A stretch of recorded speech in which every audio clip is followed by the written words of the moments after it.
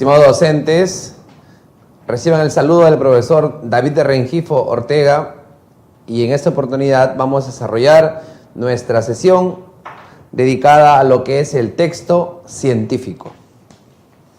Vamos a iniciar entonces, queridos maestros, nuestra sesión de hoy y vamos a conocer un poco más sobre ese texto que pocas veces se maneja durante nuestras clases, pero que sin embargo es muy importante y sobre todo se utiliza muchísimo en los exámenes, ya sea para el nombramiento o para el ascenso. Se tiene conocimiento que ha venido bastante ese tipo de texto. Por eso vamos a trabajarlo, por eso lo hemos incluido en nuestro programa de capacitación y vamos a empezar conociendo un poco sobre el texto científico. ¿Qué es el texto científico? Entonces empezamos por aquí. El texto científico. Como su nombre lo dice, el texto científico es aquel texto que se relaciona directamente con el área de la ciencia. De ahí es que deviene el nombre científico, aquel texto que se relaciona con la ciencia, con la tecnología o a cualquier área relacionada con esto, con la ciencia o la tecnología. Vamos a ver entonces aquí qué es. ¿Qué es el texto científico?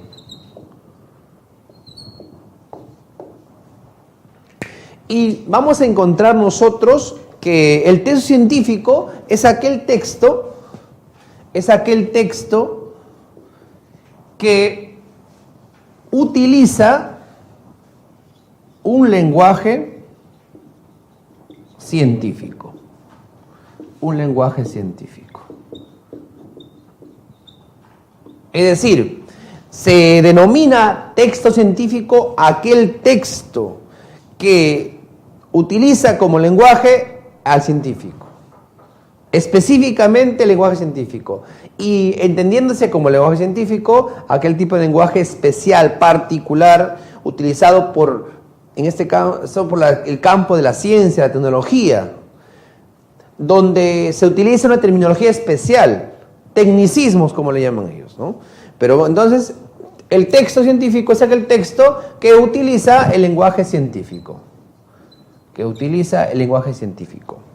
Entonces, nosotros, cuando estamos analizando un texto científico, tenemos que darnos cuenta que el tipo de lenguaje que utiliza este texto es un lenguaje especial, es un lenguaje particular, propio de las ciencias, propio de la tecnología. ¿Correcto? Entonces, ¿cómo se define el texto científico? Sabiendo que es aquel que utiliza el lenguaje científico, ¿cómo lo definimos? Justamente hemos trabajado ahí una diapositiva para que usted pueda observar la definición. Y dice que los textos científicos son aquellos que se producen en el contexto de la ciencia. Muy bien, entonces, este texto científico se produce, dice, en el contexto de la ciencia. Es decir, el texto nace, germina dentro de este ambiente, dentro de este contexto, dentro de este ámbito, relacionado con la ciencia. De ahí surge el texto científico, de esta área de la ciencia. Además dice, con la intención de presentar o demostrar, es decir, este texto principalmente tiene un propósito. Su propósito es presentar, demostrar,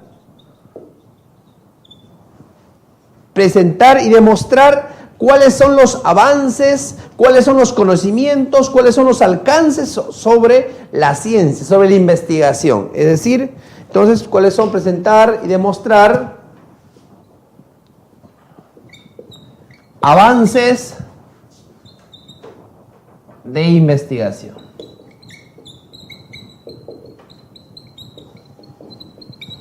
Ahí está.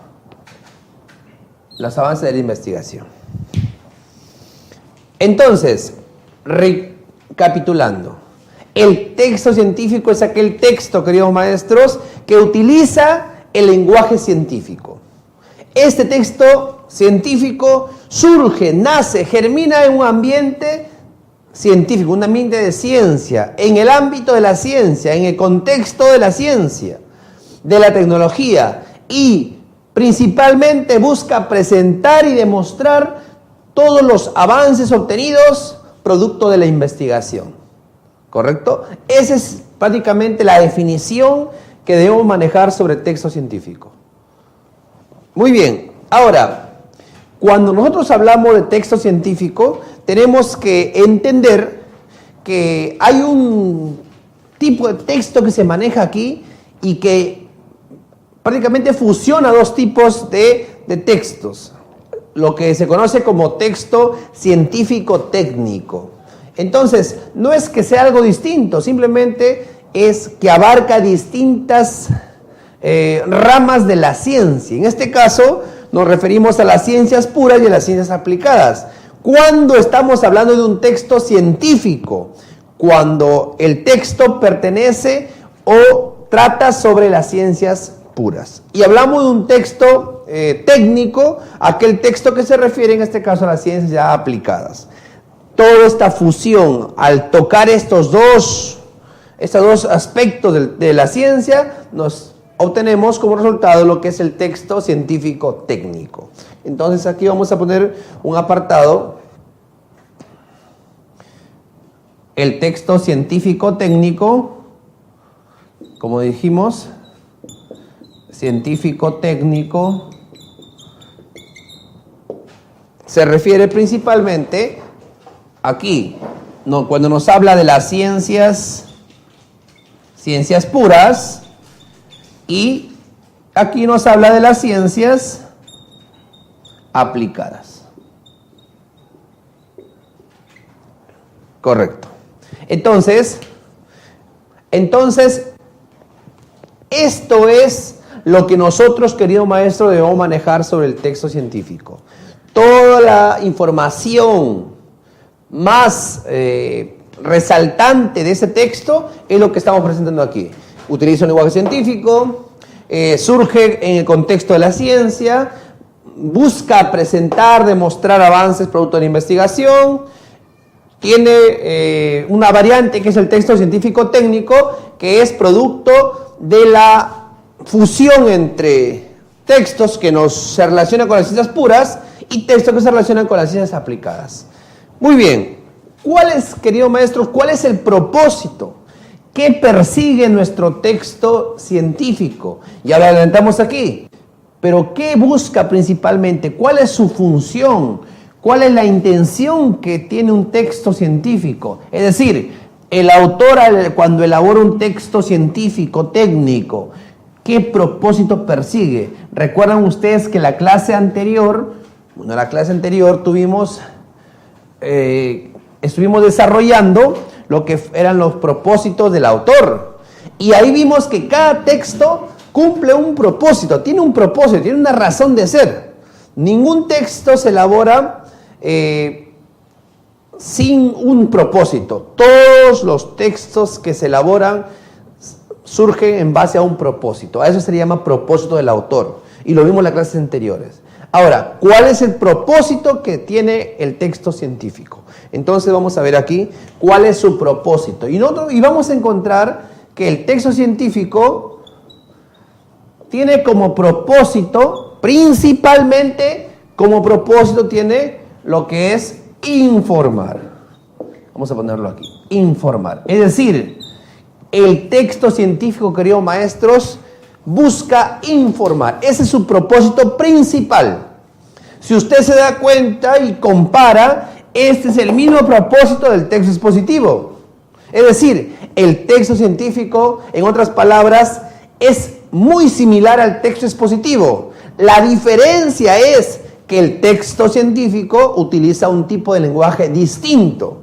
El lenguaje que utiliza el texto científico es el lenguaje científico, a diferencia del texto expositivo, que utiliza un lenguaje más coloquial, más común. ¿Correcto? Entonces hay que tener en cuenta esto. El propósito, entonces, su propósito es informar. Este es su propósito. Usted también puede ver ahí en la pantalla, ahí que hemos elaborado un gráfico para que usted pueda darse cuenta cómo es que el propósito del texto expositivo es el informar, es la información, es el transmitir información, es dar a conocer la información. Producto, dijimos, ¿de qué? Producto de la investigación. Producto de la investigación. Ahí está. Entonces, ese es el propósito principal. El texto científico, al ser un texto de carácter expositivo, siempre va a dar a conocer la información siguiendo una estructura determinada. La estructura que maneja el texto científico, queridos maestros, es muy similar al texto expositivo, ya lo dijimos. Pero ahora, si el texto expositivo busca informar principalmente, ¿cómo lo logra? ¿Qué utiliza el texto científico para poder lograr su propósito, que es la información? Es decir, ¿cómo desarrolla este propósito el texto científico? Pues lo hace principalmente desarrollando las funciones del lenguaje como son la informativa y la referencial. Es decir, el texto científico utiliza un lenguaje científico que a su vez desempeña la función informativa y referencial. Es una primera cualidad que maneja el texto científico para cumplir su propósito, que es de informar. También utiliza locuciones como por ejemplo la exposición, la descripción, es decir, formas como es que desarrolla las ideas en el texto. A esas formas como desarrolla las ideas se le conoce como formas de elocución. Lo principal que utiliza el texto científico son la descripción y la exposición, justamente por ser informativo, pues, ¿no? Cuando un texto es informativo, tiene que exponer la información, tiene que plantear la información, tiene que dar a conocer la información. Por eso es que aquí dice bien claro, son formas de locución utilizadas por el texto científico, la exposición y la descripción. ¿Descripción de qué? Descripción del fenómeno, en este caso, del objeto de estudio, del tema el que está trabajando el texto. También se vale de la argumentación como forma principal de organización. Todo texto científico desarrolla en su contenido la argumentación, puesto que el autor siempre va a plantear una hipótesis, va a plantear una tesis, que luego en el desarrollo del texto va a ser demostrada a través, en este caso, de argumentos, datos que el autor puede alcanzarnos, para finalmente llegar a una conclusión y demostrar o refutar su tesis planteada. Ahora, también usa la enumeración, usa la comparación, ejemplificación, justamente para poder sustentar su tesis. Con todas estas cualidades, el texto científico cumple o desarrolla o logra su propósito principal, que es informar. ¿Correcto? Entonces, recordemos, el lenguaje es informativo referencial, utiliza como formas de locución la exposición y la descripción, se vale de la argumentación para desarrollar o para organizar la teoría, utiliza la numeración, utiliza la comparación, la ejemplificación para poder defender o sustentar su tesis planteada, y finalmente cumple el propósito de informar, de informarnos todos los datos, alcances, resultados que se obtenga de una investigación que se esté realizando. ¿Correcto? Ahora, ¿qué características presenta el texto científico? ¿Cuáles son sus características? ¿Cómo yo lo puedo reconocer? ¿Cómo lo puedo identificar? ¿Cómo puedo saber que estoy frente a un texto científico? ¿En qué se diferencia de los otros textos que yo ya manejo? Como son el narrativo, como son el argumentativo, el expositivo, como son el descriptivo. ¿En qué se diferencia? ¿Cómo yo voy a darme cuenta que estoy frente a un texto científico? Lo voy a lograr únicamente manejando las características. Y una de las características es que el texto científico justamente utiliza un lenguaje, en este caso un lenguaje particular llamado lenguaje científico. Vamos a enumerar por acá entonces sus características. Entonces, el texto, vamos a poner aquí, el texto científico. El texto científico entonces posee ciertas características. Vamos a enumerar una por una. Usted también puede ayudarse, querido maestro, en las imágenes, en las gráficas que tenemos ahí.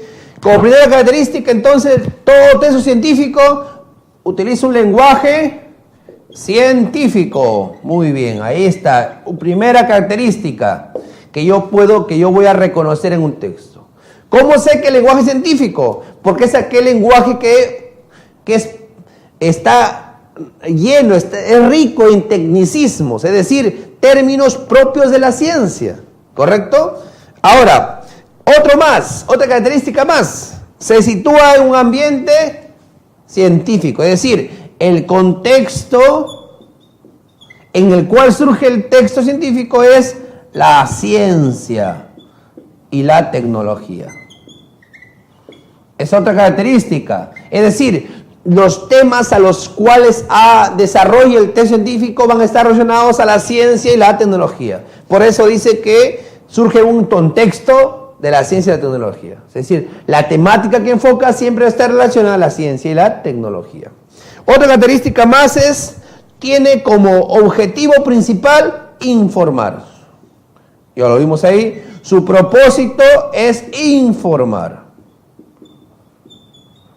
Es decir, usted nunca va a encontrar que un texto científico esté narrando, por ejemplo, porque no es su propósito, no es característico del texto científico. Su característica principal en cuanto a propósito es informar. Pero cuidado con confundirlo con el texto expositivo. Acuérdese que la temática y la forma como emplea el lenguaje es distinto, ¿correcto? Entonces el propósito principal es informar. Otro propósito es que tiene precisión, es decir, es preciso. El texto científico es muy preciso al momento de decodificar el contenido, es decir, al momento de dar a conocer la información, lo hace de manera precisa. ¿Por qué? Porque si usted se da cuenta, toda la información que uno dé sobre una investigación tiene que ser exacta. No puede dar lugar a equivocaciones o a malentendidos o a interpretaciones distintas a la que el autor prácticamente ha llegado o a lo que el autor desea. Entonces, usted tiene que darse cuenta que siempre un texto científico va a ser preciso, exacto. Va a transmitir exactamente la información que ha obtenido, con las palabras sencillas, palabras adecuadas, correctas, evitando ambigüedades, sin aglomerar mucho lenguaje, con palabras muy sencillas que puedan ser entendidas por todo tipo de personas, ya sean estas especializadas en lo que es la investigación o personas que no sean relacionadas a este campo. De esa manera se logra que el texto científico sea entendido, comprendido a través de la precisión en el lenguaje. También tenemos como característica la claridad. La claridad de la exposición, es decir, tiene que ser claro, tiene que ser un texto que desarrolle las ideas de manera sencilla, siguiendo una estructura elaborada. Sí, primero haciendo una introducción, desarrollando los subtemas, en este caso la tesis, los argumentos que se ha podido manejar, las hipótesis, y finalmente obteniendo los resultados finales en la conclusión. Y también otra característica es que el texto científico, vamos a ponerlo por aquí, el texto científico también utiliza tecnicismos. Los tecnicismos no son otra cosa que es una terminología, que se usa en la ciencia. A eso se llama tecnicismos. Son palabras, términos que se relacionan directamente con la ciencia y la tecnología. A eso se conoce como tecnicismos. Y por último, tiene cualidades. Ya no nos alcanza, vamos a ponerlo por este lado de aquí. Tiene cualidades, es decir, el texto científico posee cualidades. Estas cualidades lo hacen ser un texto, en este caso científico. Sin esas cualidades, nuestro texto no podría ser considerado un texto científico. Esas cualidades son, por ejemplo, la objetividad. la objetividad. Tiene que ser objetivo, tiene que ser producto de la realidad, tiene que ser un texto que evita la subjetividad. Aquel texto que te muestre datos concretos, información concreta, resultados de la investigación. No puede ser un texto en el cual se exponga de repente la opinión del autor, en la cual se exponga los sentimientos del autor, en la cual se pueda dar lugar a la subjetividad. No puede ser una cualidad del texto científico, por ejemplo, la subjetividad. Es estrictamente objetivo, es estrictamente basado en la realidad, en datos concretos. Por eso posee como cualidad la objetividad. Así como la objetividad, también nuestro texto científico posee otra cualidad que se llama, por ejemplo, la universalidad. Es decir, la información que presente el texto científico tiene que ser aceptado no solo por el grupo en el que está relacionado, sino por diferentes medios o agrupaciones en todo el mundo. Es decir, la verdad que nos presenta el texto científico es una verdad que debe ser aceptada en todo el mundo, en todo el campo de la ciencia. No solamente en pequeños grupos, sino en todos los grupos. Porque una verdad que es aceptada en un lugar debe ser una verdad aceptada en cualquier ámbito. A eso se refiere lo que es la universalidad. Es decir, el texto científico es universal. La información que se da, que se obtiene, la información que se da a conocer es una información real, una información verdadera que es aceptada en cualquier parte del mundo. Eso es lo que se refiere a la universalidad. También tiene como característica, tiene como cualidad la claridad. Ya lo vimos abajo, la claridad. Tiene también la precisión. La precisión. Tiene también la precisión. Y tiene la cualidad de la verificabilidad. La verificabilidad. Es decir, esta cualidad corresponde a que los datos, la información que presente el texto, tiene que ser comprobable. Es decir, tiene que ser demostrable. Los datos que presenta tienen que ser datos que se puedan demostrar, que se puedan comprobar.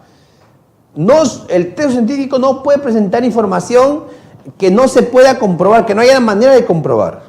Si el texto hace eso, estamos hablando en cualquier otro texto, menos el texto científico.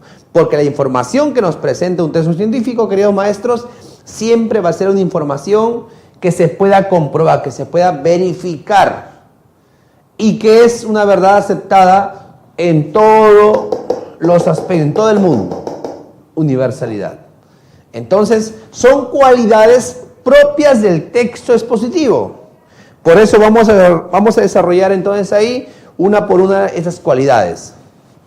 Entonces, haciendo un repaso, un recuento de las características, nos damos cuenta que el texto científico, queridos maestros, es aquel texto, primero, que utiliza el lenguaje científico para dar a conocer la información que maneja.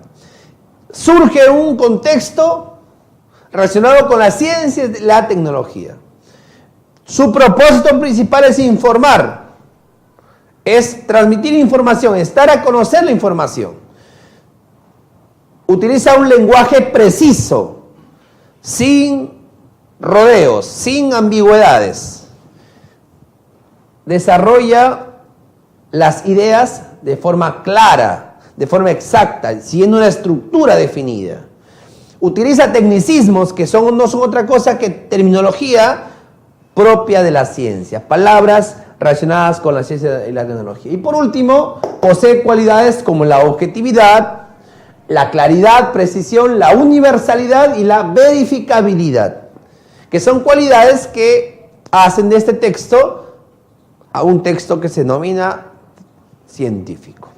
¿Correcto? Muy bien, entonces vamos a pasar a desarrollar una por una las cualidades para que usted pueda entenderlo mucho mejor, querido maestro, y así podemos luego ya cuando nos enfrentemos a nuestros textos en la práctica y cuando estemos de repente ya en el examen y encontremos ese tipo de textos, nos sea mucho más sencillo poder analizarlos, mucho más sencillo poder desarrollarlos y lógicamente encontrar los ítems y darle respuesta de forma correcta, de forma exacta, sin cometer errores, que es nuestro objetivo principal, que todos ustedes puedan desarrollar estos textos que nos presenten, obteniendo la mayor cantidad de respuestas correctas. Entonces, ¿cuáles son las cualidades que maneja el texto científico? Como vemos ahí, la claridad, la precisión, la universalidad, la objetividad, la verificabilidad. Vamos a empezar con la claridad, ¿correcto? ¿A qué se refiere entonces la cualidad relacionada a la claridad? Cuando estamos hablando de que el texto científico posee la claridad, es claro. Cuando se consigue la claridad, se consigue a través de ¿qué? Cuando las oraciones están bien elaboradas, bien construidas, cuando las oraciones se han redactado de manera clara, es decir, sin cometer ambigüedades, sin dar a entender mensajes paralelos. Cuando yo doy a entender, o se puede entender en un texto más de un mensaje, quiere decir que la información que estoy brindando no está muy clara, no está definida. Y el lenguaje científico evita eso. El lenguaje científico es claro, es exacto, porque justamente es producto de la investigación de la ciencia, y la ciencia siempre es exacta. No hay cabida para ambigüedades, no hay cabida para malos entendidos, no hay cabida para dobles mensajes. Entonces, la claridad se cumple justamente cuando las ideas, cuando las oraciones están bien redactadas, están ordenadas. Cuando están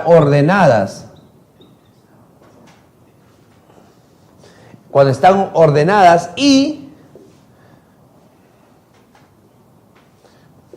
cuando no hay ambigüedades. Cuando no hay ambigüedades. De esta manera, querido maestro, se logra lo que es la claridad en el texto científico. Entonces, nosotros cuando tengamos la oportunidad de redactar un texto científico, tenemos que tener en cuenta bastante esta cualidad, la claridad. Evitar ambigüedades. Cometemos una ambigüedad cuando damos a entender dos mensajes en una misma idea. Entonces, el lector, cuando decodifica el texto, puede entender más de un mensaje. Si hace eso, prácticamente el texto no estaría cumpliendo su función principal, que es informar, porque estaría prácticamente confundiendo al lector. Entonces, la intención del texto científico es ser claro. No hay lugar para ambigüedades, ¿correcto? Por eso ahí dice, en general los textos científicos mantienen una sencillez sintáctica, es decir, utiliza oraciones sencillas, no muy complicadas, para evitar justamente lo que son las ambigüedades. Aunque dice también existen textos que pueden utilizar una sintaxis un poco más compleja, pero aún así sea compleja, siempre mantiene esta cualidad, que es la claridad. Es decir, siempre se va a preocupar porque sus ideas, sus oraciones estén siempre ordenadas y sobre todo dando el mensaje preciso, exacto, mensaje claro. ¿Correcto? Eso es en cuanto a la claridad. Pasamos a la segunda cualidad, que es la precisión. Vamos a ver cómo es que el texto científico logra la precisión. Y vamos a encontrar ahí que todo texto científico busca ser preciso, principalmente cuando evita la subjetividad. Vamos a ver entonces acá poner la segunda cualidad, que es la precisión. La precisión. Y evita el uso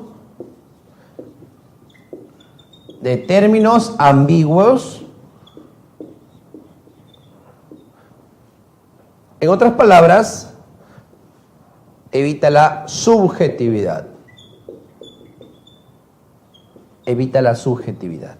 Es decir, un texto científico que en su desarrollo utilice palabras, términos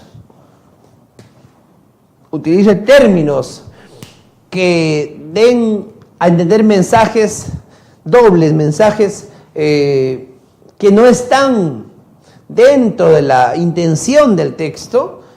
Estamos hablando de un texto que carece de precisión. Es decir, estamos dando lugar a la subjetividad. Y el texto científico evita la subjetividad. Porque recuerden la característica, el texto científico es objetivo.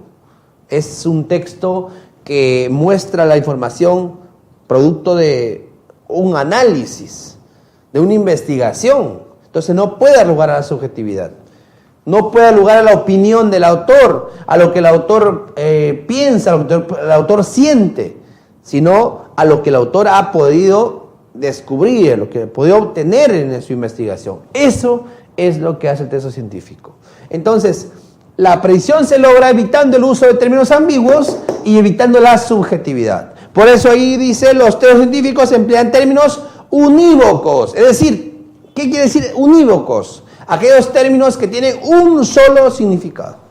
Términos que transmiten un solo mensaje, que no te puedes confundir. Son términos que no dan lugar a una sola interpretación. Ese tipo de términos son los que utiliza el texto científico. Términos unívocos. Términos con un solo significante y un solo significado. ¿Se dan cuenta? Entonces, esto es importante que nosotros manejemos.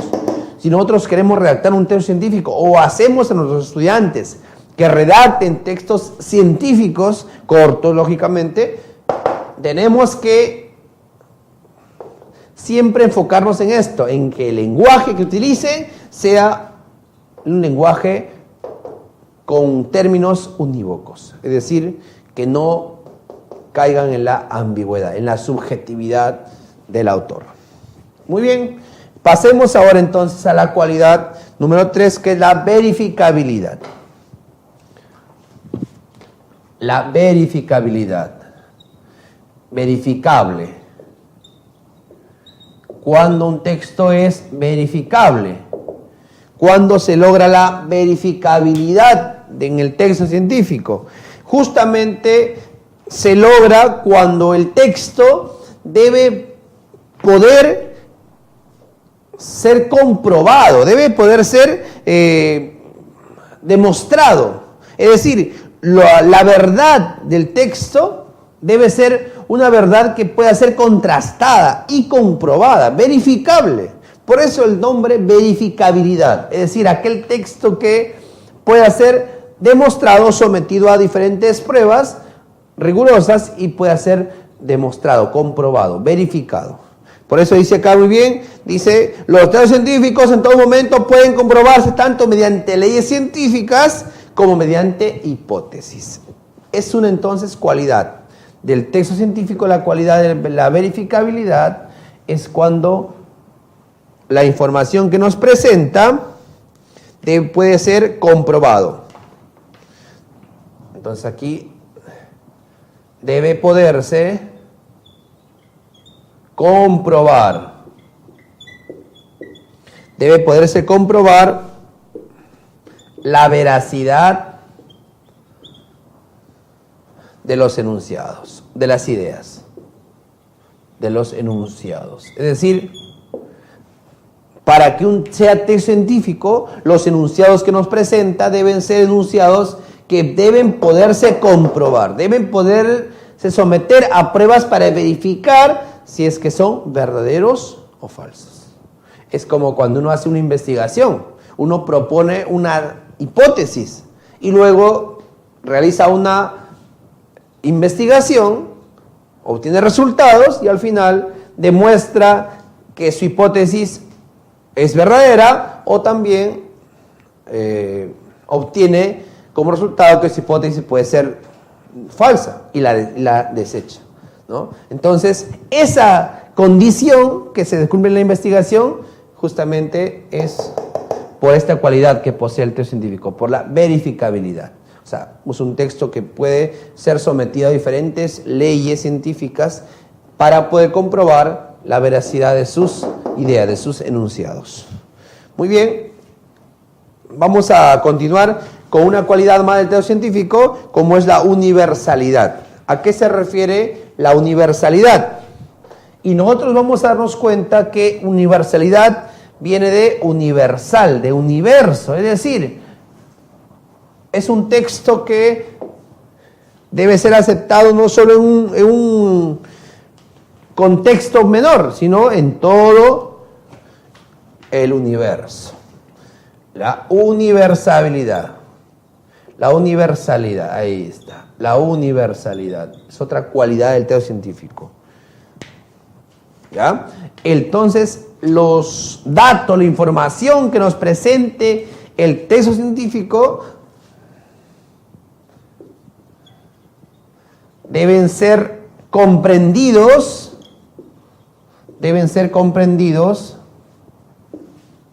en todo el mundo.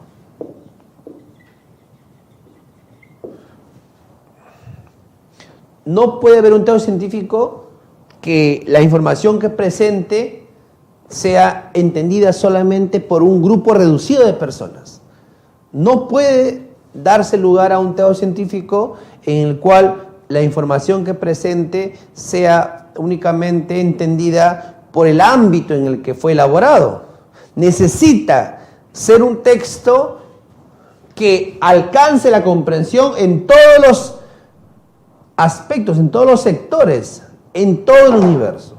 Es una condición, es una cualidad del texto científico, la universalidad. Debe ser un texto que presente información que fácilmente puede ser entendida, comprendida por todo el mundo, ya sean personas especializadas o no. Esa es la característica o cualidad principal del texto científico. Por eso es que ahí dice, los textos científicos recurren al uso de terminología, tecnicismos que se pueden traducir fácilmente de una lengua a otra. Es decir, cumple la función de la universalidad cuando, gracias a los tecnicismos que utiliza este texto, puede ser traducido de una lengua a otra con toda facilidad, sin caer en el error de poder traducir a alguna idea incorrecta. Con los tecnicismos, es decir, con los términos exactos que maneja la ciencia, da lugar a que pueda ser traducido de forma correcta, de forma exacta, estrictamente tal cual es el texto original. Entonces, a eso se refiere la universalidad. ¿Correcto? Utiliza terminología precisa, terminología exacta, tecnicismos, producto justamente de la ciencia. Muy bien. Y por último llegamos a la última cualidad que tiene que ver con la objetividad. Ya saben que la objetividad es todo lo contrario a la subjetividad. Entonces la cualidad de la objetividad también es una cualidad del texto científico y es todo lo contrario a la subjetividad. Objetivo es algo que es producto de la realidad, es producto de la experimentación. Lo subjetivo es producto de la sensibilidad del autor, de lo que siente, de lo que piensa, de lo que opina. El texto científico no tiene cabida para ese tipo de ideas. Solamente acepta aquellos enunciados, aquellas ideas objetivas, productos de una investigación, productos de un análisis. ¿Correcto? Entonces, la objetividad se da prioridad, se da primacía a los hechos, a los datos, en comparación a las, de repente, opiniones del autor. Se da primacía, se da prioridad justamente a los datos, a la información que él ha obtenido. Y se deja de lado, se deja en un segundo plano las opiniones del autor. La interpretación que el autor pueda hacer de esa investigación se deja en un segundo plano. Solamente se muestra aquellos resultados que ha obtenido de la investigación, dejando de lado cuál puede ser su opinión e interpretación. Eso no tiene cabida en el texto científico. ¿Correcto? Entonces, por eso dice bien claro aquí, los textos científicos se sustentan en hechos y datos, evitando en todo momento la subjetividad. ¿Correcto? Entonces aquí vamos a ver, se prioriza o se da prioridad,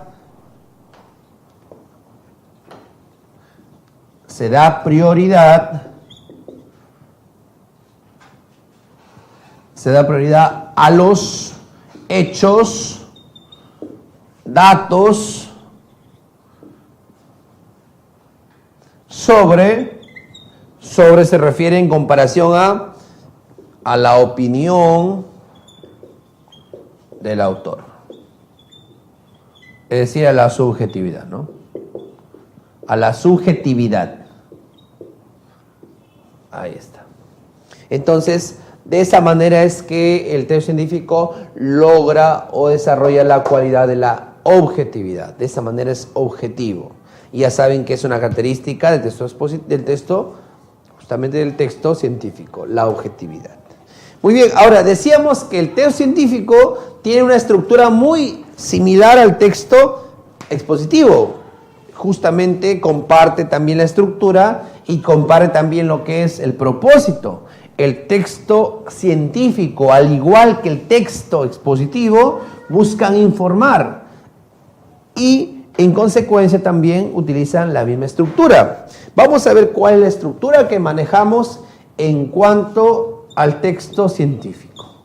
La estructura. Ya sabemos nosotros que al hablar de estructura nos estamos refiriendo a lo que es la forma, la organización, el esquema, el esqueleto, el armazón del texto. Cómo están organizadas las ideas en el texto. En otras palabras, la superestructura del texto. Las partes que tiene el texto. A eso se refiere la estructura. ¿Y cuál es la estructura que presenta nuestro texto expositivo? El texto expositivo presenta una estructura que consiste en una introducción, un desarrollo y una conclusión. Y nuestro texto científico va a manejar también esta misma estructura. Vamos a poner aquí entonces que nuestro texto científico empieza primero con una introducción. Una introducción sobre justamente lo que va a desarrollar. Luego elabora un desarrollo y finalmente hace una conclusión. Esa es la estructura del texto científico. Si usted se da cuenta, es muy similar a la estructura del texto expositivo. La diferencia es cómo es que desarrolla cada parte. Por ejemplo, en la introducción que hace el texto científico, presenta el tema.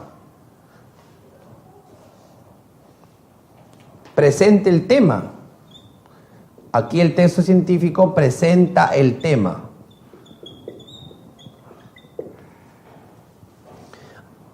Aquí también lo que hace es plantear la tesis. Plantea su tesis. Plantea la tesis, es decir, cuál es su postura. ¿Correcto? También lo que hace aquí es formula la hipótesis. Formula las hipótesis. Todo esto el texto científico lo hace en la introducción. Todo esto lo realiza en esta parte introductoria.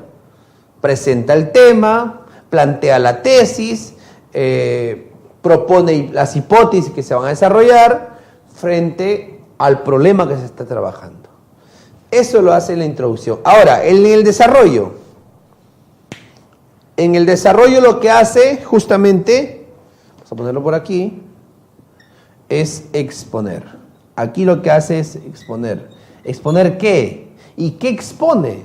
¿Qué expone? No expone otra cosa que argumentos. Expone argumentos. Presenta argumentos justamente para poder demostrar su tesis, para poder demostrar la verdad de su hipótesis, para poder demostrar cuál es que su postura es adecuada. Presenta argumentos. Así como presenta argumentos, también da a conocer hechos, datos, argumentos, hechos, datos, nos da también pruebas, da también a conocer objeciones, etc. Es decir, argumentos para demostrar su tesis, hechos, datos, pruebas que nos van a servir como fundamentos. Todo esto nos sirve como fundamentos, en otras palabras, estos son los fundamentos,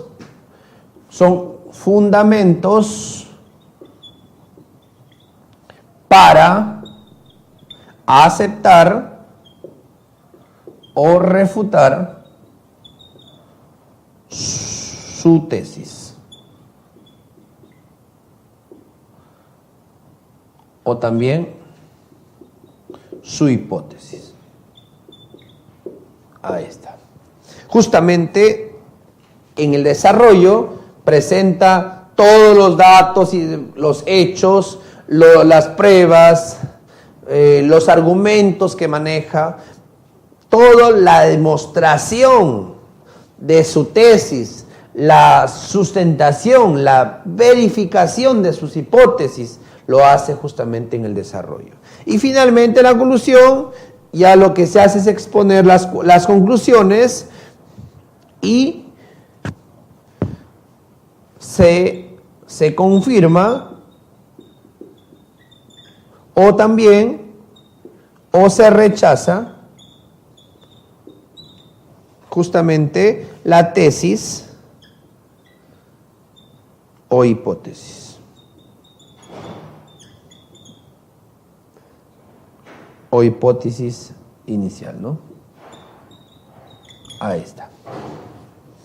Entonces, queridos maestros, esta es la estructura del texto científico. Muy similar al texto expositivo. Introducción, presenta el tema. ¿De qué va a hablar? Presenta el tema del cual está hablando, del cual está tratando. El tema del cual se ha producido la investigación.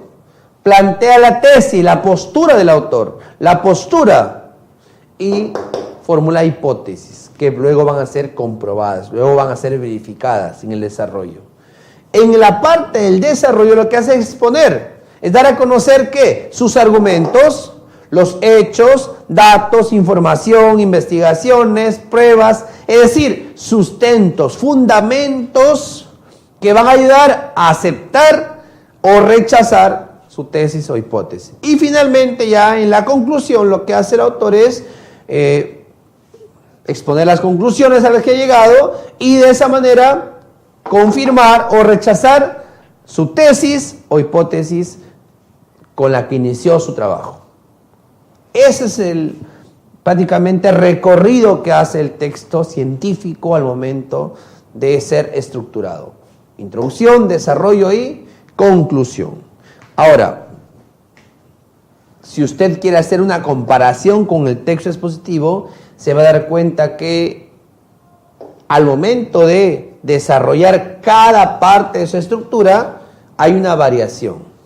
En el texto expositivo no se plantean tesis ni hipótesis, simplemente se plantea el tema que se va a desarrollar. En el desarrollo del texto expositivo únicamente se desarrollan los subtemas, es decir, aspectos del tema.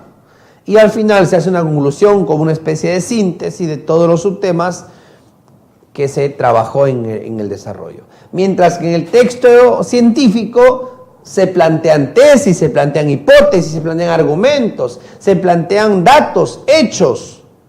Y finalmente se acepta o rechaza la tesis o la hipótesis. Eso es todo lo relacionado a lo que es el texto científico. Ahora, queridos maestros, es importante que nosotros podamos darnos cuenta de que los textos científicos los encontramos en cualquier momento de nuestra vida. Estamos siempre en contacto con textos científicos. Cuando, por ejemplo, vamos a buscar una palabra desconocida en el diccionario, estamos haciendo uso de un texto científico. Los textos científicos, queridos maestros, también se clasifican en diferentes tipos de textos científicos. Pero primero vamos a hacer un ejemplo en cuanto a la estructura, para que se den cuenta cómo funciona. Miren, veamos un ejemplo. Dice aquí, células madres, fuente inagotable de materia prima. Es el nombre del texto científico. Y empieza así. Las células madres son una especie de poción mágica del cuerpo. Tienen el potencial de convertirse en células de muchos tejidos. Son una especie de carta blanca que no está destinada a ningún órgano específico. Los científicos trabajan con dos clases, adultas y embrionarias. Las últimas proceden de embriones desarrollados con fertilización in vitro. Con apenas unos días de vida, fase de blástula o blastocitos, son muy apreciadas por los investigadores por su enorme versatilidad y se encuentran también en el cordón umbilical. Por eso es que hoy en día hay familias que cuando tienen un bebé separan el cordón umbilical y lo reservan para el futuro. Puede darse el caso que el bebé contraiga luego enfermedades congénitas y justamente gracias a las células madres que se encuentran en el cordón umbilical, este niño puede ser atendido, puede ser tratado, puede ser prácticamente salvado, ¿no?, de esas enfermedades. Están haciendo eso en la actualidad. Gracias a la investigación, a la ciencia, a la tecnología que está avanzando, se pueden lograr esas alternativas que antes eran prácticamente imposibles. Sigamos. Entonces, dice, ya existen bancos de cordones donde los padres guardan los tejidos embrionarios de sus hijos por si algún momento fuera necesario recurrir a ellos con fines terapéuticos. Justamente lo que les estaba explicando. Ahora, pero también existen problemas éticos que tienen que ver con la moral. ¿Es ético hacer eso? Porque siempre ha tenido que ver con la moral de la religión, ¿no? ¿Es ético reservar o tratar de alterar el orden natural de la vida? Vamos a ver qué dice. Problemas éticos. Las limitaciones impuestas por los gobiernos al empleo de las embrionarias ha obligado a los investigadores a ensayar con células adultas. Estas se localizan principalmente en el cerebro, la médula, los vasos sanguíneos, la piel, el hígado o los músculos. Entonces recuerden, miren, las células embrionarias estaban ¿dónde? Cordón umbilical. Células adultas, cerebro, médula, hígado, la piel, ¿no?, músculos. Finalmente dice, permanecen dormidas hasta que los tejidos necesitan ser regenerados. Es decir, las células madres, según este texto, permanecen dormidas hasta que algún tejido busque ser regenerado. Ahí se activan, despiertan y comienzan a hacer su trabajo de regenerar. La célula madre lo que hace es regenerar, es multiplicarse, regenerar un tejido. Si logramos aprender el modo en que los stem cells, ese término inglés, stem cell, se conviertan en un riñón o un corazón, tendremos una fuente casi ilimitada de materia prima. Subrayó o subraya Robert Langer. Entonces, justamente investigador, este estudioso de la ciencia nos dice que si lograran que estas células madres puedan convertirse en un órgano específico, o sea, es decir, dirigir a las células madres, estaríamos hablando de un avance enorme en la ciencia, porque tendríamos una fuente inagotable de materia prima, es decir, a cualquier persona que estaría enferma y necesita un riñón, podríamos fabricarle un riñón con estas células madres.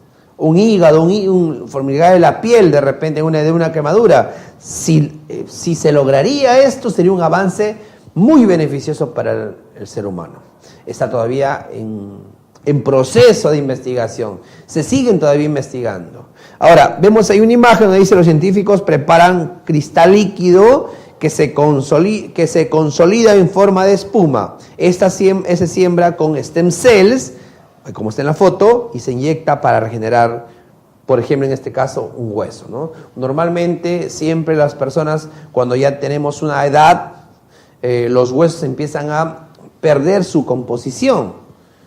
El colágeno que hay en medio de los huesos empieza a irritarse y producen dolores como el reumatismo, etc. Justamente estas células madres nos ayudarían a superar ese tipo de problemas físicos que todos los seres humanos en algún momento vamos a llegar a tener, ¿no? Entonces, mire, es un texto muy interesante, es un texto de divulgación, producto de la investigación, donde están dando a conocer ya los resultados de la investigación. Si nos damos cuenta, la parte inicial, el texto nos está presentando el tema. ¿Cuál es el tema aquí? Células madres. Ahí lo he subrayado. Las células madres. ¿De qué me está hablando el texto? De las células madres. Ese es el tema. Frente a ese tema, el autor lo que hace es desarrollar una serie de ideas, hechos. Por ejemplo, aquí dice, son una especie de posición, está definiendo a las células. Está haciendo una definición de las células madres. Son una especie de carta blanca que no está destinada a ningún órgano específico. Entonces dice, los científicos trabajan con dos clases, las adultas y las embrionarias. Se está presentando entonces al tema principalmente de nuestro texto científico. Ahora, en el desarrollo, ¿qué hace? Lo que está haciendo aquí en el desarrollo es ir explicando está explicando los hechos, los datos que se han obtenido hasta el momento.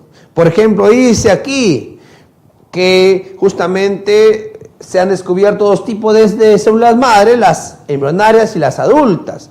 Nos explica dónde se encuentran las embrionarias, nos explica dónde se encuentran las adultas, nos explican para qué nos serviría cada una de estas células madres y finalmente nos dicen cómo es que se encuentran y cuál sería el potencial que se lograría si es que esta investigación llega prácticamente a poder lograr los propósitos de dirigir a estas células madres para cumplir una función específica, como en este caso regenerar órganos, por ejemplo, que los seres humanos a veces podemos necesitar. ¿Correcto? Entonces ahí tenemos la estructura, se cumple la estructura del texto científico, introducción, desarrollo y conclusión. Ahora, les decía que hay diferentes tipos de textos científicos. Por ejemplo, podemos agrupar los textos científicos, queridos maestros, en 4 grandes grupos. Los textos tecnológicos, los textos didácticos, los textos de divulgación y los textos de consulta. Ojo, los 4 grupos son textos científicos, pero que se diferencian por la finalidad que cumple cada uno. Por ejemplo, los textos tecnológicos. Ahí usted puede guiarse en la información. Dice, contiene una información procedente de la ciencia. Es decir, se llama texto científico tecnológico aquel texto que da a conocer información científica. Información producto de la ciencia. Su fin es utilitario, es decir, el fin de este tipo de texto tecnológico es utilitario. ¿Por qué? Porque busca dar información, busca informar a la gente. O sea, es útil. El tipo de texto es útil porque nos informa, nos mantiene al tanto, nos da a conocer lo que se está avanzando en la ciencia y la tecnología. Ejemplo, están los manuales, los instructivos, los folletos. ¿Correcto? También tenemos el otro grupo que son los textos científicos didácticos. ¿Cómo su nombre dice didácticos? Que buscan enseñar.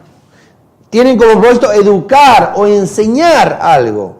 Y están diseñados justamente para facilitar el aprendizaje de la asignatura o del tema. Es decir, por ejemplo, un mapa.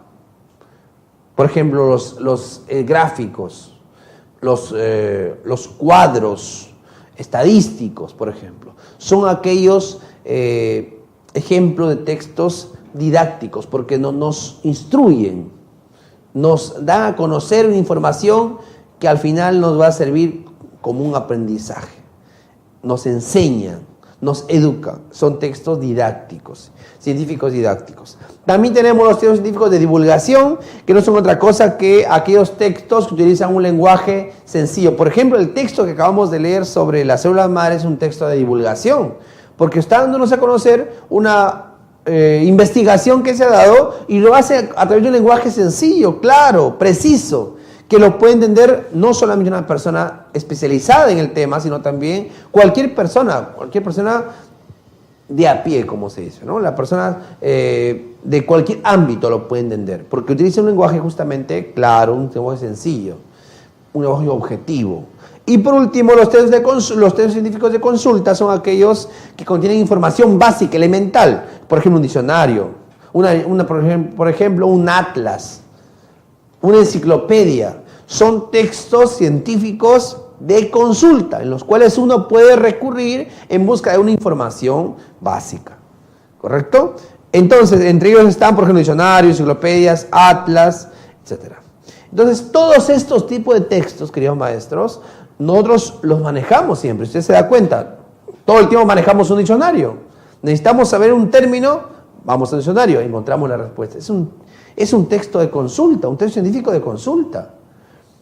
¿Por qué científico? Porque es un lenguaje especializado. Pero es de consulta, porque uno lo puede tener a la mano. Información elemental. Texto de divulgación, un artículo científico, por ejemplo, ¿no? Nuestra tesis, una monografía, nuestro informe de tesis, son ejemplos de textos científicos en los cuales uno da a conocer información importante. Ahora, ¿qué propiedades maneja el texto científico? Tiene propiedades como, por ejemplo, la cohesión, la coherencia, la adecuación, y aparte de esto tiene otras propiedades como, por ejemplo, la intertextualidad, la intencionalidad, la informatividad, la situacionalidad. Entonces, mientras más complejidad se da al texto, se asegura la efectividad. Es decir, mientras más complejo se hace al texto, el texto es mucho más efectivo. Es decir, la investigación, los resultados que obtenga son más efectivos. Y a menor complejidad en la estructuración del texto, se asegura la eficacia. O sea, mientras más complejo, más efectivo. Mientras menos complejo, es más eficaz el texto. Entonces, esa es la forma, cómo es que los textos científicos se organizan, queridos maestros. Haciendo ya un resumen para ir finalizando con la teoría, texto científico es aquel texto que utiliza el lenguaje científico. Es aquel texto que surge en el contexto de la ciencia y la tecnología. Utiliza un lenguaje claro, preciso, objetivo, sin ambigüedades. Encontramos textos científicos de diferentes tipos, como por ejemplo, didácticos, textos científicos de consulta, de divulgación, tecnológicos. Posee un propósito principal que es informar. Propiedades como la coherencia, la cohesión, intencionalidad, intertextualidad, situacionalidad, etc. Eso es en grandes rasgos, queridos maestros, todo lo que nosotros conocemos o debemos manejar sobre el texto científico. Diferentes géneros usted va a encontrar como texto científico. Por ejemplo, una monografía, un artículo de opinión, un artículo científico, una tesis, una revista científica, etc. Son aquellos géneros en los cuales usted va a poder ponerse en contacto con este tipo de textos. Muy bien. Vamos entonces en este momento a leer un pequeño ejemplo de texto científico para poder analizarlo brevemente. Este es un texto científico sobre la arena aplastada, se titula. El autor de este texto es, como usted ha visto ahí, Isaac Asimov. Isaac Asimov fue un visionario, un futurista. No sé si usted ha escuchado a Julio Verne, Pues Isaac Asimov es un antecedente, es anterior a Julio Verne todavía. Se dice que Julio Verne se inspiró en Isaac Asimov para escribir todas sus obras. Tiene obras muy interesantes de ciencia ficción, Isaac Asimov. Bueno, él plantea un texto científico donde nos explica cuáles son las causas, cuál es el factor principal para la desaparición de los dinosaurios. ¿Correcto? Vamos a darle lectura brevemente a algunos pasajes del texto. Dice: desde hace 9 años los hombres de ciencia han venido discutiendo sobre una nueva explicación de la desaparición de los dinosaurios 65 millones de años atrás. Pero esta cuestión parece haberse dilucidado al fin. Es decir, mire, él está planteándonos que el tema está planteándonos, y luego dice, parece ser que esta problemática, esta cuestión de no encontrar una explicación a esta desaparición de los dinosaurios, finalmente ha llegado justamente a buen puerto, a su fin, porque supuestamente ya tiene la respuesta. Eso lo dice en la introducción de nuestro texto. Ahora, ¿qué dice Diego? En 1980 se informa, comienza a desarrollar. ¿Se dan cuenta cómo empieza a desarrollar el texto ahora?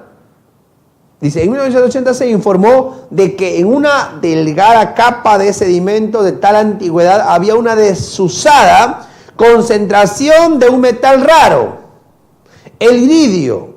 Se sugirió que podía proceder de una colisión o impacto de un asteroide de tamaño apreciable o de un cometa con la Tierra.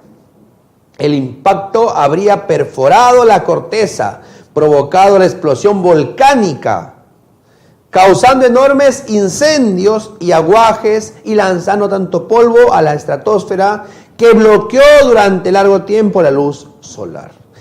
Hasta ahí nos está mostrando todo lo que la mayoría de personas conocemos, ¿correcto? Esto habría hecho parecer gran parte de la vida terrestre, incluido todos los dinosaurios. Habría hecho perecer, es decir, según Isaac Asimov y según las investigaciones que se conoce, esta explosión habría causado la muerte de muchas especies, incluyendo la de los dinosaurios. No existe duda de que hace 65 millones de años hubo una gran mortandad y que se produjo una catástrofe, pero no todos los científicos estaban dispuestos a aceptar que era resultado de un gran impacto. Es decir, había mucha controversia todavía en cuál fue la causa de la desaparición. En 1987, por ejemplo, se puso de relieve que si la Tierra sufrió súbitamente un periodo de vulcanismo explosivo, con numerosos volcanes en erupción más o menos simultáneamente, eso habría bastado para provocar una catástrofe de la envergadura suficiente para ocasionar las extinciones en masa. El caso es que estas cosas han llegado a originar teorías en contraposición de impacto frente al vulcanismo. La cuestión no es justamente académica. Acá empieza a dar ya él su postura, su tesis. Miren, dado que podemos enfrentarnos de nuevo algún día a una otra catástrofe, aun cuando en el caso de un objeto que golpee la Tierra quizá lleguemos a aprender el modo de prevenir el impacto. Necesitamos saber todo lo posible sobre los efectos de estos hechos para que podamos intentar plantear alguna clase de medidas de emergencia que se tomarían en el caso de enfrentarnos a tales fenómenos en el futuro. En 1961, un científico soviético llamado Atisov descubrió que si se somete a una gran precisión el anhidrido de silicio, arena muy pura, sus átomos se ven forzados a agruparse estrechamente. Aquí está mostrando que datos, pruebas.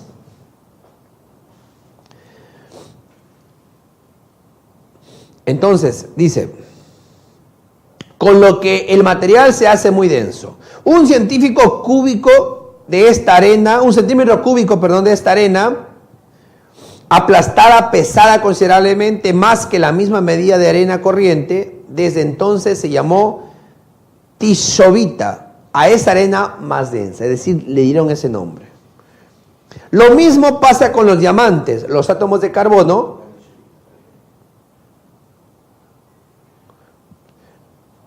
Perdón. La dichobita no es realmente estable. Los átomos se hallan muy juntos y tienden a separarse y a convertirse de nuevo en arena ordinaria. Sin embargo, se mantienen tan apretados que ese cambio tiene un lugar muy lentamente, por lo que la dichobita puede conservarse como es durante millones de años. Lo mismo pasa con los diamantes. Los átomos de carbono en los diamantes se encuentran apretados de modo tan inusitado que tienden a esparcirse y tornarse carbón negro corriente. Pero también ese proceso requiere millones de años en condiciones normales. Sin embargo, se puede acelerar ese cambio si se eleva suficientemente la temperatura, lo que añade energía a dos átomos y les permite separarse de sus vecinos y recobrar su configuración usual. Así, si se calienta dichobita a 850 grados centígrados durante 30 minutos, se transformará en arena corriente. Miren lo que nos está dando todos los datos y hechos que se pueden o que han ocurrido justamente producto de la investigación que él ha realizado. Por ejemplo, dice, la dichobita se ha encontrado en lugares donde existen pruebas de que un meteorito de tamaño apreciable chocó en alguna ocasión contra el suelo. La gran predicción del impacto formó la dichobita. Esta se halló asimismo en sitios donde hubo explosiones nucleares experimentales. Las enormes presiones de una bola de fuego en expansión la generaron. Parece cierto que la dichobita debe de darse igualmente a gran profundidad bajo la corteza terrestre, donde las presiones son extremadamente altas. En este caso podrían aflorar a la superficie por medio de las erupciones volcánicas. Sin embargo, esas erupciones son enormemente calientes y la roca está fundida. Cualquier dichobita que surgiera de un volcán se convertiría en anhídrido de silicio ordinario. Y en realidad nunca se ha detectado dichobita en lugares de actividad volcánica. Pues bien, en marzo pasado, John Mahon y varios colaboradores de la Universidad de Estado de Arizona estudiaron capas rocosas en Ratón, Nuevo México. Capas que tenían 65 millones de años de antigüedad y que por tanto databan de la época de la desaparición de los dinosaurios. Emplearon técnicas modernas para determinar los ordenamientos atómicos en materias sólidas, resonancia nuclear magnética, así como difracción de rayos X, y se dieron cuenta de haber detectado definitivamente la clase de ordenamiento atómico hallado en la dichobita. Eso parece indicar que hace 65 millones de años se produjo un gran impacto que formó toneladas de dichobita, la cual fue lanzada a la estratosfera antes de posarse en la Tierra.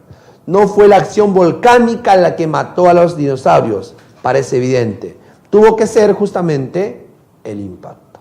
Es decir, con esto Isaac Asimov demuestra de que los dinosaurios no murieron por las erupciones volcánicas que supuestamente se creía, sino justamente por el impacto que tuvo el meteorito en nuestra Tierra, en nuestro planeta. Vamos a hacer, acá hemos hecho un pequeño análisis del texto. Por ejemplo, primero, nos hallamos frente a un texto científico, ¿por qué? Porque justamente está haciendo una explicación objetiva. ¿De qué? De la desaparición del tema, de la desaparición de los dinosaurios. Está explicando cómo es que los dinosaurios se extinguieron. Ahora, el texto es un artículo científico y en este caso fue difundido a través de una revista. Y utiliza un lenguaje que puede ser explicado, puede ser entendido, puede ser comprendido por cualquier tipo de público. Es un lenguaje sencillo, que puede ser manejable. También utiliza técnicas expresivas, por ejemplo, como la exposición, en lo cual primero expone el tema y luego también argumenta con diferentes datos, hechos, para al final también hacer una descripción, ¿correcto? Y es un texto coherente porque, si nos damos cuenta, todos los párrafos, todas las ideas apuntan al mismo tema, en este caso, que es la desaparición de los dinosaurios. El título que utiliza el texto, que es Arena aplastada, alude justamente al tiempo, a la época en la que se produjo este hecho, del cual está haciendo la investigación. Y prácticamente hace una introducción presentando la formación información conocida sobre el tema, en este caso las teorías que se contraponen. Luego el desarrollo lo que hace es mostrarnos las opciones, tanto las teorías de impacto como también aquella teoría sobre el vulcanismo, y para finalmente nos da las razones determinantes para apoyar la hipótesis que él tiene de que justamente la desaparición de los dinosaurios fue producto del impacto que tuvo este meteorito con la Tierra. En conclusión, diremos que este texto es un texto científico porque justamente no nos habla, no solamente por la temática propia de la ciencia, sino también por diferentes rasgos o características que posee este texto que acabamos de leer. ¿Correcto? Muy bien, queridos maestros, este es un ejemplo del texto científico y ahora vamos a pasar a nuestros textos y a nuestras prácticas para poder nosotros, plasmar todo lo que hemos podido conocer del texto científico y poder desarrollar los ítems planteados. Por ejemplo, vamos con el primer texto. Dice, en Estados Unidos, hace años se detectaba un solo caso de cáncer a la piel por cada 1.500 habitantes. Antes, la gente sana relacionada con la piel bronceada y la más elegante presumía sus andanzas por los balnearios y las playas. Todo esto cambió. En lugar de detenerse en la playa, uno debe buscar un lugar sombreado, a donde los rayos del sol lleguen de manera indirecta. Además, conviene utilizar cremas protectoras, según lo sugiere el Instituto del Cáncer de Estados Unidos. Este pequeño texto ha sido extraído de la revista Conozca Más, sección Lo que se investiga. ¿Cuál es el ítem de ese texto? ¿Cuál es la idea central del texto? ¿Cuál es la idea principal del texto? Dice ahí como alternativas el índice del cáncer en la piel de Estados Unidos. Mire, si nos damos cuenta en el texto, la idea central que persigue justamente es buscar que nosotros podamos realizar una prevención sobre el cáncer de piel. Es decir, si primero empieza diciéndonos de que, si bien es cierto, antes la mayoría de personas se exponían al sol y era hasta como una especie de lujo hacer esto, como una especie de vanidad exponerse al sol y mostrar el bronceado de nuestra piel. Hoy en día esto ha cambiado, producto de los graves problemas, las graves consecuencias que produce la exposición directa al sol. Entonces, ¿cuál es la idea central? La prevención del cáncer a la piel en Norteamérica. Esa es la idea central que nos da el texto. Esa es la idea principal que nos está dando el texto. ¿Correcto? Aquí dice bien claro, míreme. Todo esto cambió. En lugar de detenerse en la playa, uno debe buscar un lugar sombreado, donde los rayos del sol no lleguen de manera directa. Además, conviene utilizar cremas protectoras, según lo que sugiere el Instituto de Cáncer de Estados Unidos. Es decir, de este párrafo se puede inferir claramente de que la idea principal nos está orientando a la prevención del cáncer de piel, en este caso en Estados Unidos, en Norteamérica. Respuesta correcta, la letra B. Vamos con el segundo texto. Dice, cuando un animal no tiene un enemigo natural, es decir, un depredador, se reproduce sin freno. Por lo general, es el ser humano quien genera el problema al llevar ejemplares del reino animal a lugares que les son extraños. En la actualidad hay preocupación en Colombia porque en la región cafetalera se ha reproducido mucho la rana, toro o mugidora. Esta rana es originaria de Estados Unidos, de donde se importó hace 13 años. Como en algunos lugares hay demanda de ranas, se le empezó a criar en cautiverio. Pero hace 5 años ejemplares de este anfibio aparecieron en Caldas, donde se desperdigaron por toda la región. Este artículo también apareció en la revista de divulgación científica llamada Newton. A partir del texto, ¿qué podemos concluir? ¿Qué podemos concluir? ¿Cuál es la conclusión que podemos llegar del texto? Es decir, me está dando una pregunta de inferencia. De lo que he leído, ¿a dónde puedo yo arribar como conclusión. Si dice aquí en el texto, justamente acá, que el ser humano ha puesto en cautiverio a la rana porque era muy solicitada, tenía mucha demanda, ¿qué puedo concluir de esto? Que justamente que el ser humano es causante. El ser humano es el que genera los problemas porque altera el orden natural, altera el ciclo natural de la vida. Entonces, ¿cuál es la alternativa en el cual contiene esta conclusión? ¿De dónde sale la conclusión? Del mismo texto, queridos maestros. Usted tiene que fijarse que las conclusiones son preguntas de inferencia y la inferencia siempre se hace en base a lo que usted lee.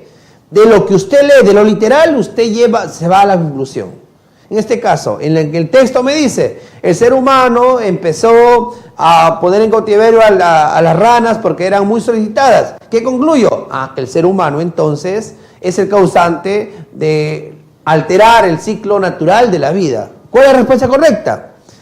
La respuesta de el ser humano genera grandes problemas al alterar la forma de vida natural de especies de animales silvestres. ¿Por qué no puede ser la? Los terramericanos han introducido ranas en la región. Porque eso es algo literal, eso está en el texto. La letra A es literal, no puede ser una conclusión. Y la conclusión es inferencial. B. Los animales se reproducen de una manera rápida. Si extinguen, son depredadores o enemigos naturales. Esa idea, por ejemplo, no está en el texto. No me está diciendo directamente cómo está en el texto. Una especie de rana ha alcanzado niveles alarmantes. Eso también está en el texto, es literal. Por lo tanto, la única idea que está redactada en forma de conclusión y que parte de lo que dice el texto es la letra D, donde nos explica que el ser humano es el causante justamente de alterar la vida natural de todas las especies silvestres. Muy bien. Texto 3.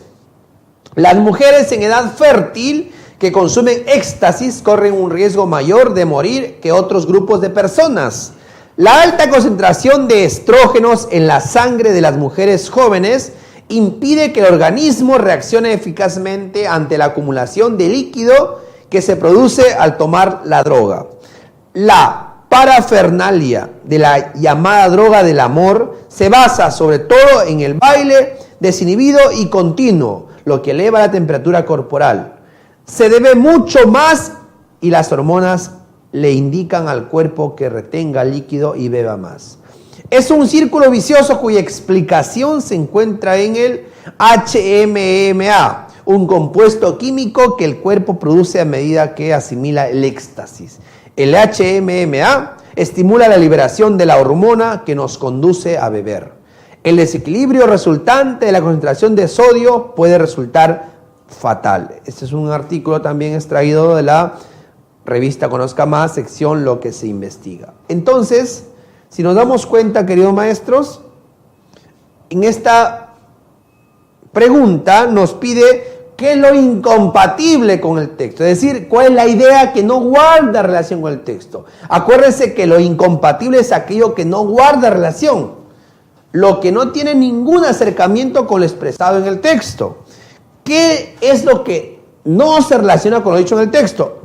El consumo de éxtasis promueve el baile desinhibido y continuo. Eso sí lo dice el texto, se relaciona. B. Las mujeres son más propensas al consumo de drogas como el éxtasis. Eso es una idea que el autor dice en el texto. El autor no dice eso. El autor lo que dice es que en algunas mujeres más jóvenes el éxtasis tiene menos efectividad, eso dice. Pero no dice que las mujeres sean más propensas, porque tanto varones como mujeres corren riesgo de justamente consumir éxtasis. Eso en ningún momento el autor nos está hablando de que haya mayor o menor cantidad en relación al varón o a la mujer en cuanto a su consumo de drogas. No toda mujer padece por igual los efectos de droga del amor. Claro, porque justamente las jóvenes tienen menos efectos. El HMM es un compuesto químico que se produce al consumir éxtasis. Correctamente. Entonces, la respuesta que guarda la alternativa que no tiene relación con la expresión del texto es la letra B. Que las mujeres son más propensas que los varones a consumir éxtasis. Muy bien. Vamos con el texto número 4. ¿Podría un videojuego llegar a ser considerado un deporte? En opinión de Marco Conti, médico deportivo, determinados aspectos de los videojuegos pueden considerarse como deportes. Al igual que en otras disciplinas, también en este caso es fundamental el entrenamiento para mejorar las prestaciones. Las sinapsis cerebrales de las nuevas generaciones son más reactivas que en las personas adultas, gracias a los videojuegos. De la misma forma que ocurre con la mayoría de deportes, también el videojuego puede resultar nocivo si utilizado en exceso. Los videojuegos producen un sensible incremento de la tensión. Sin embargo, en contra de algunas afirmaciones, no pueden provocar la epilepsia por sí mismos. A lo sumo, pueden producir una chispa que la active en individuos ya predispuestos. Discovery en español, reportajes científicos. A partir de la información brindada en el texto se puede concluir, nuevamente es una pregunta de inferencia, es decir, en base a lo que he leído en mi texto, ¿qué conclusión llego? La sinapsis cerebral se ve estimulada por la difusión de videojuegos, eso dijimos, está en el texto, eso lo menciona de manera literal. Los videojuegos no pueden provocar por solo enfermedades como la epilepsia, también lo dice el texto, de forma literal. La C, en alguna medida los videojuegos son una especie de deporte, pero con prudencia. Eso también lo dice el texto, pero no lo dice de esa forma. Ahora, los videojuegos son un deporte, pero provocan enfermedades como la epilepsia. Eso el texto tampoco lo dice. El texto está negando eso justamente. Está comprobado, según el texto, que la epilepsia no es causada por los videojuegos. Puede activar por ahí una chispa, dice, pero no es principalmente su causa. Respuesta correcta en la letra C. Esa es la conclusión a la que llegamos, que los videojuegos pueden ser considerados un deporte siempre y cuando utilicen con prudencia. Vamos con el texto 5. Freud desarrolló lo que él llamó la técnica de las asociaciones libres. Consistía en que dejaba que el paciente se tumbara en una postura cómoda y que luego hablara de lo que se le ocurrió, lo que se conocía como el diván, ¿no? Independientemente de lo insustancial, causal, desagradable o embarazoso que pudiera parecer. Se trataba de intentar destruir aquella tapadera o control que se había colocado encima de los traumas, porque son precisamente los traumas los que tienen interés para el paciente. Están constantemente en acción, pero no en la conciencia. Esto lo dice Howard Gardner en sus Mentes Creativas. De lo explicado se entiende que las asociaciones libres consistían, es decir, es una pregunta literal esto. ¿Qué consistían las asociaciones libres? Justamente, según lo que dice el autor, es un mecanismo psicológico orientado a superar los traumas. La respuesta correcta es la letra B. Eso está en el texto. Texto número 6. Una buena teoría siempre satisface dos requisitos.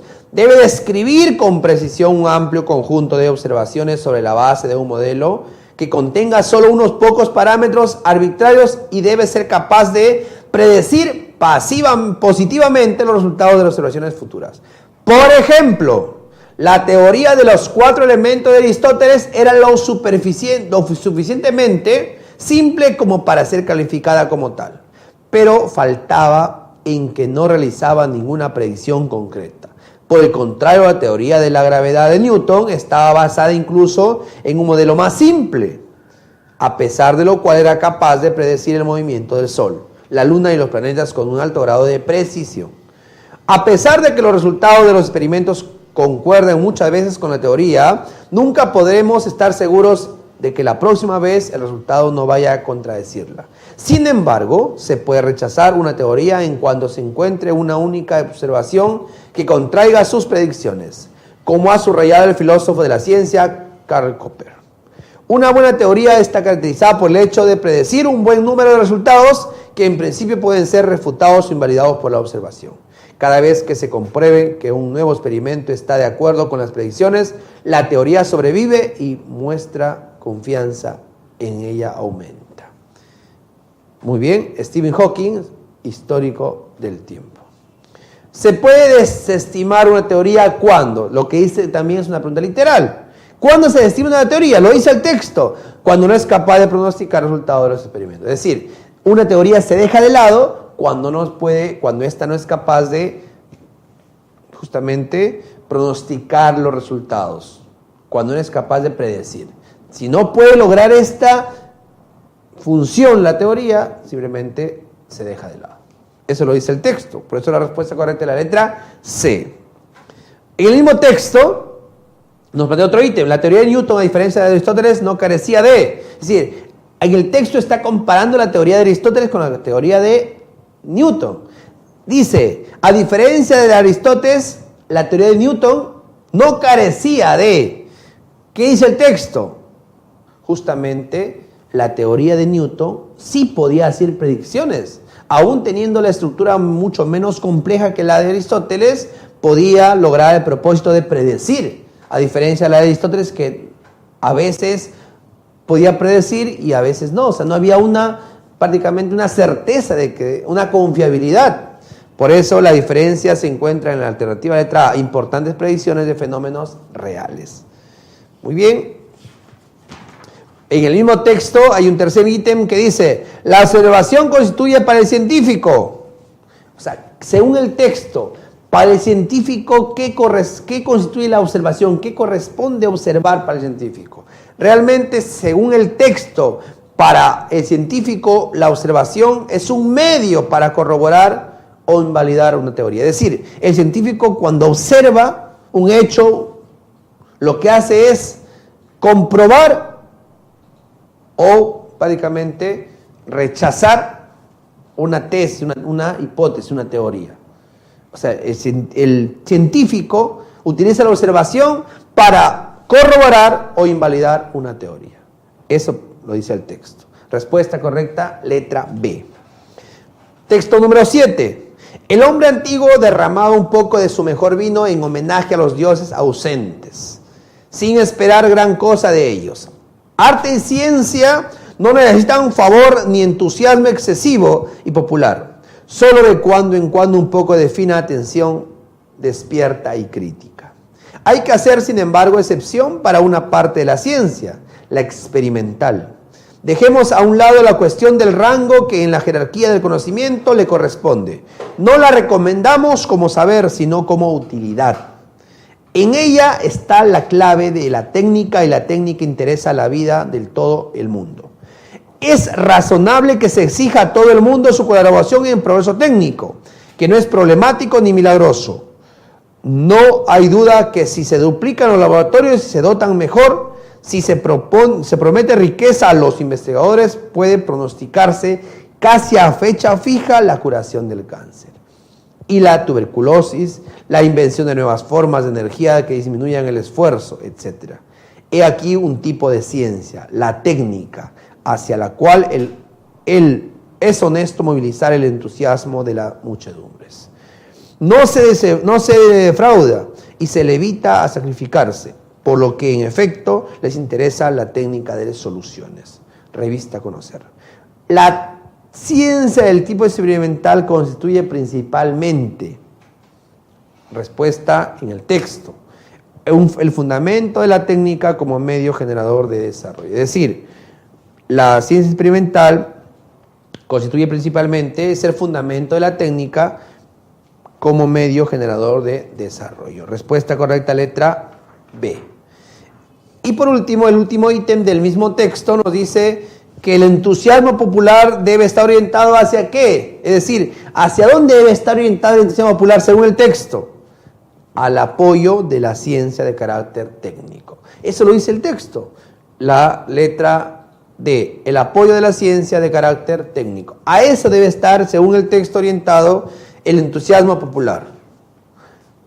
Muy bien, queridos maestros, de esta manera hemos llegado ya a la parte final de nuestra sesión. Hemos desarrollado diferentes ítems de textos científicos. Como usted ha podido darse cuenta, los textos científicos tienen un lenguaje particular, lenguaje científico, tecnicismos propios de la ciencia. Esperando que esta clase haya sido de mucho provecho para usted y que cualquier duda que usted tenga o cualquier consulta, háganos llegar a través de los foros y con mucho gusto estaremos dando respuesta a todas sus interrogantes. Muchas gracias.